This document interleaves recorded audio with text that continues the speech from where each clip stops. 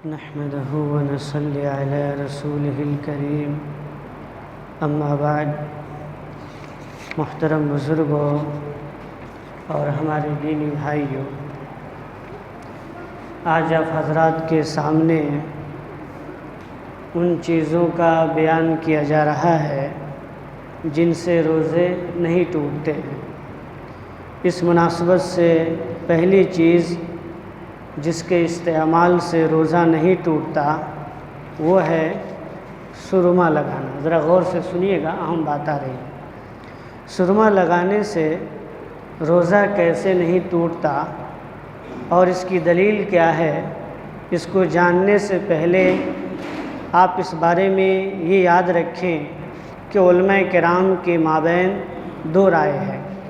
امام ترمذی رحمۃ اللہ علیہ نے ذکر فرمایا ہے کہ امام احمد، اسحاق بن راہوے، عبداللہ بن مبارک اور سفیان ثوری رحمۃ اللہ علیہ مجمعین، یہ تمام بڑے بڑے علماء جو ہیں روزہ دار کے لیے آنکھ میں سرما لگانے کو مکروہ سمجھتے ہیں۔ پہلی رائے یہ ہے۔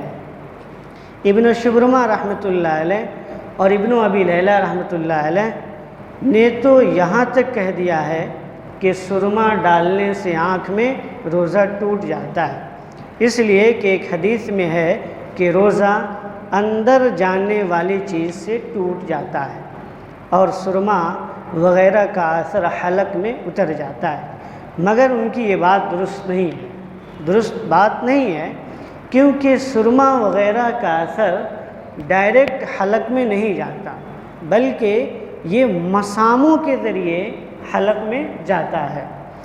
اور مزید یہ ہے کہ جس روایت کو دلیل بنا کر امام ابن ابی شبرمہ اور ابن ابی لیلہ رحمۃ اللہ علیہ نے روزہ کو ٹوٹ جانے کی بات کی ہے، وہ روایت ضعیف ہے، وہ روایت کمزور ہے، صحیح نہیں ہے، کیونکہ اس کی سند میں فضل بن المختار اور شعبہ مولا ابن عباس یہ دونوں ضعیف راوی ہیں، یہ دونوں ضعیف راوی ہیں۔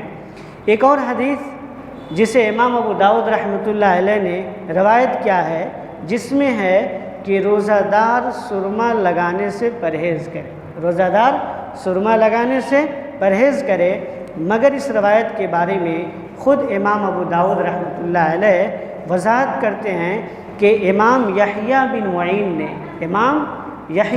معین نے مجھے خود بیان کیا، مجھ سے خود بتایا کہ یہ حدیث منکر ہے۔ منکر کا مطلب یہ حدیث بھی صحیح نہیں ہے۔ تو پہلی رائے یہ ہے، یہ ان لوگوں کی بات ہے جو یہ کہتے ہیں کہ سرما لگانے سے روزہ ٹوٹ جاتا ہے۔ یہ ان کی جو دلیلیں ہیں، اور دلیل کیسی ہے، مضبوط ہے یا کمزور ہے، اس پہ ہم نے ابھی بحث کی۔ اب علماء کا دوسرا طبقہ یہ کہتا ہے کہ سرما لگانے سے روزہ نہیں ٹوٹتا، سرما لگانے سے روزہ نہیں ٹوٹتا۔ امام شافعی رحمۃ اللہ علیہ اور جمہور علماء نے روزہ کی حالت میں سرما لگانے کی اجازت دی ہے، سرما لگانے کی اجازت دی ہے۔ ان کی دلیل حضرت عائشہ کی روایت ہے، جس میں بیان ہے کہ ان النبی صلی اللہ علیہ وسلم اکتحل فی رمضان وہو صائم۔ حضرت عائشہ فرماتی ہیں کہ اللہ کے نبی صلی اللہ علیہ وسلم نے رمضان کے مہینے میں روزہ کی حالت میں اپنی آنکھ میں سرما لگایا، اللہ کے نبی نے لگایا، مگر اس حدیث کو امام ابن ماجہ نے ضعیف قرار دیا ہے، یہ حدیث بھی صحیح نہیں ہے۔ اور امام ترمذی رحمۃ اللہ علیہ فرماتے ہیں کہ لا یصح فیہ شیء، اس بارے میں کوئی بھی مرفوع روایت صحیح نہیں ہے، بلکہ تمام کی تمام ضعیف روایتیں ہیں۔ اس میں پوری تفصیل سے بحث کیا گیا ہے، میں اس کا نچوڑ آپ کے سامنے پیش کر رہا ہوں۔ تو مگر آپ دھیان دیں کہ حضرت انس رضی اللہ تعالیٰ عنہ کا اثر کس کو بولتے ہیں؟ اثر صحابہ کے قول کو اثر بولتے ہیں، اور نبی صلی اللہ علیہ وسلم کی بات کو، ان کے فعل کو، ان کی تقریر کو حدیث کہتے ہیں۔ تو جس طریقے سے نبی کی بات اسلام کے اندر قابل اعتماد ہے، اسی طریقے سے صحابہ کی بات بھی قابل تقلید ہے، ان کو ماننا چاہیے۔ تو اس مناسبت سے حضرت انس رضی اللہ تعالیٰ عنہ کا اثر دوسری رائے کی تائید کر رہا ہے، یعنی سرما لگا سکتے ہیں، اس رائے کی تائید کر رہا ہے جس کی سند کے بارے میں امام ابن حجر عسقلانی، جن کی یہ کتاب آپ کے سامنے درس دی جاتی ہے، یہ فرماتے ہیں کہ لا بأس بإسنادہ، کہ حضرت انس کے قول کی سند صحیح ہے، مضبوط سند ہے۔ میرے بزرگوں اور بھائیوں، ان دونوں میں صحیح کیا ہے؟ دونوں طرف دلیلیں ہیں، صحیح کیا ہے؟ تو اس مناسبت سے آپ یاد رکھیں کہ امام شافعی اور جمہور علماء کرام کی بات ہی زیادہ مناسب اور بہتر دکھ رہی ہے کہ سرما لگانے سے روزہ نہیں ٹوٹتا۔ یہ آپ یاد رکھیں، اس لیے کہ ان کی دلیل ان کی دلیل کے مقابلے میں مضبوط ہے اور ٹھوس ہے۔ اور اسی پر قیاس کرتے ہوئے انیمیا کروانا، آنکھ اور کان میں ڈراپ ڈالنا، تیل ڈالنا کان میں، اور اسی طریقے سے دانت نکلوانا، زخموں کی مرہم پٹی کروانا، ان سب کاموں سے بھی روزہ پر کچھ بھی اثر نہیں پڑتا ہے، روزہ پر کچھ بھی اثر نہیں پڑتا ہے۔ فتاوی شیخ الاسلام میں آپ تفصیل سے دیکھ سکتے ہیں، جلد نمبر 25 اور صفحہ نمبر 233 کے اندر پوری تفصیل سے بحث کی گئی ہے۔